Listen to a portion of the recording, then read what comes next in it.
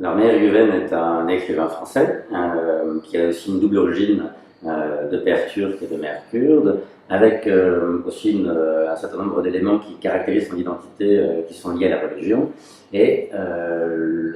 il est pris concours du premier roman, 2018. C'est dans ce cadre-là que nous l'avons accueilli. Il s'avère qu'avec la classe de première L, nous terminions une séquence sur le personnage de roman, sur la construction du personnage de roman, après avoir travaillé sur le nouveau roman, après avoir travaillé sur l'œuvre d'Albert Camus, dans une trajectoire opposée de celle de Meyer Guven.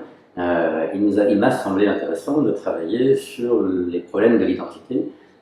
qui étaient à la fois au centre de l'œuvre de Camus, même si ces problématiques-là ne sont pas nécessairement premières pour dans une lecture naïve, alors que chez Meyer Guven, ces éléments-là sont premiers et immédiats dans son œuvre. Alors, il s'agissait pour nous de faire réfléchir les élèves sur les problèmes de l'identité, pas seulement en termes d'origine, pays, etc., mais sur des éléments qui sont beaucoup plus variés, beaucoup plus divers, que ce soit des éléments d'ordre très personnel, comme la religion, comme la famille, mais aussi des choses beaucoup plus larges, comme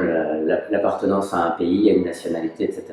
Et c'est au travers de plusieurs supports, d'abord une mise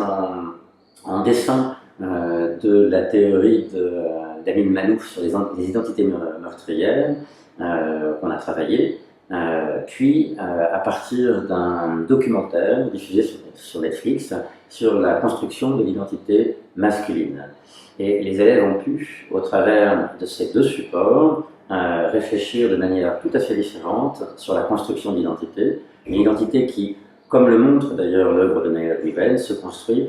souvent de manière conflictuelle, de manière frictionnelle, et surtout une identité qui ne peut pas se réduire à un élément, mais qui est souvent dans une construction multiple et très variée et très diverse, et bien que souvent ce soit que sur quelques éléments que l'on s'appuie pour définir l'identité.